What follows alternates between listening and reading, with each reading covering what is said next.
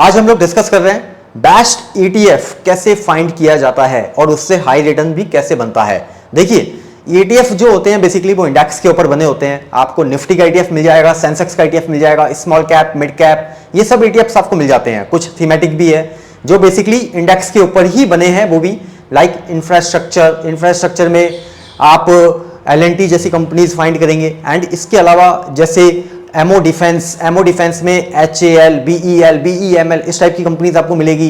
And इसके अलावा capital market का ETF मिल जाता है जिसमें BSE, IEX, MCX, CDSL इस टाइप की कंपनीज मिलती है।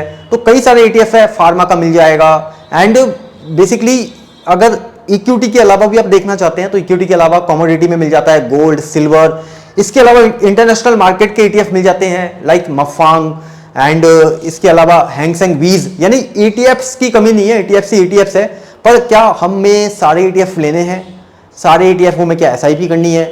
मेनली क्या होता है, मोस्टली आप लोग देखोगे ना तो कोई ईवी इंडिया में SIP कर रहा है कंटिन्यूसली, कोई ईवी इंडिया भी ले रखा है, एमओ डिफेंस भी ले रखा है, एमओ कैपिटल भी ले रखा है। एंड इसके अलावा इंफ्रास्ट्रक्चर अलग, निफ्टी अलग, स्मॉल कैप अलग, मिड कैप अलग, मतलब ETF की उसने पूरी दुकान खोल रखी है और कहीं भी उसके मोटे पैसे नहीं बन रहे। यानी जो एवरेज इन सब इंडेक्स का जो रिटर्न आता है ना लॉन्ग टर्म में, वो सबका जैसे निफ्टी का 12 हो गया, शॉर्ट टर्म में भले ही वो 15, 20, 25% ऊपर चला गया, फिर नीचे आ गया, फिर ऊपर चला गया, फिर नीचे आ गया, मतलब उसमें एक साल में कोई 50 बार रोटेशन हो गया, पर वो पैसा एक बार भी नहीं बनाता। क्यों? क्योंकि उसने एक बार भी अपने पैसे को रोटेट ही नहीं किया। ETF उसने नीचे में खरीद के ऊपर बेचा ही नहीं। वो क्या करता है, नीचे आ जाता है SIP कर लेता है, ऊपर आता है उसको होल्ड करता है, फिर नीचे आता है फिर SIP कर लेता है, फिर ऊपर जाता है फिर होल्ड करता है, बस इतना ही करता है। तो एवरेज रिटर्न हो सकता है कि निफ्टी का 12 आ रहा है तो वो 13, 14, 15% कमा लेता है, बस इतना ही बनता है मैक्सिमम।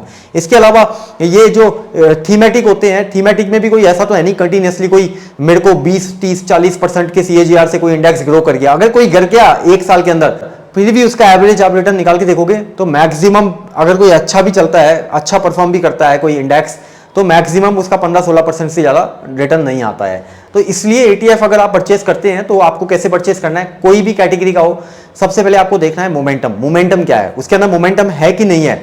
अगर देखिए कोई ETF लगातार मान लीजिए 5-7-10% बढ़ गया या 5-7-10% लगातार 15-20 दिन में गिर रहा है कंटिन्यूसली, तो ऐसे ETFs पे फोकस करना चाहिए। क्योंकि ऐसे ETFs में क्या होता है, जो अभी उसमें जो मोमेंटम चल रहा है ना, उसी मोमेंटम का फायदा उठा के बड़ी क्वांटिटी, क्योंकि एक खुद ही ETF क्या है, एक खुद ही बास्केट है, तो रिस्क तो है नहीं। तो वहां पे अगर आप 2%, 3% ले रहे हो, 4% ले रहे हो, सोच रहे हो कि इसमें मैं मोटा पैसा बना लूंगा, तो नहीं बनेगा। ETF में डायरेक्टली क्या होता है, आप बड़ी क्वांटिटी लो, जैसे आप 15%, 20% क्या वेटेज लो।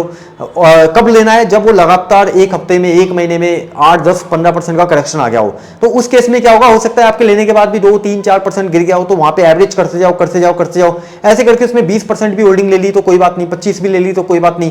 जैसे आपकी एवरेज प्राइस आएगी, अगर मान लीजिए ज्यादा नीचे गिर गया आपकी एवरेज प्राइस से, तो आपकी एवरेज प्राइस आते ही वहां पे आप थोड़ा सा बुक कर लो, या वेटेज जो 25% वाला है उसको 20 पे लिया, 18 पे लिया हो, या फिर आप और 2-5% ऊपर अपसाइड का वेट करोगे तो आसानी से बिकता है। बड़ी क्वांटिटी में बता रहा हूं मैं। तो बड़ी क्वांटिटी में जब आप 5-7% भी कमाते हो ना बड़े पैसे पे, तो 5-7% पैसा ऐसे थोड़ी बनता है महीने भर में, 15 दिन में, ऐसे थोड़ी बनता है। पर मोमेंटम में खेलते हैं, बड़ी क्वांटिटी में खेलते हैं, जो सेफ भी हो गया, सेफ के साथ आपको 5-7% पैसा बन जाता है। तो आप साल में ऐसी चर्निंग जो होती है ना, वो आराम से 5-6 बार हो जाती है। तो ऐसे करके आप पैसा बना सकते हैं। कभी कौन सा ETF का टाइम आएगा, कभी फार्मा का आएगा, कभी ईवी इंडिया का आएगा, कभी मोमेंटम का आएगा, कभी हो सकता है निफ्टी 50 का आ गया हो। तो ऐसे आपको रोटेशन करने पड़ेंगे, मतलब ETFs भी ऐसे एक ETF में नहीं, कभी मफांग का आएगा, कभी हैंगसेंग का आएगा।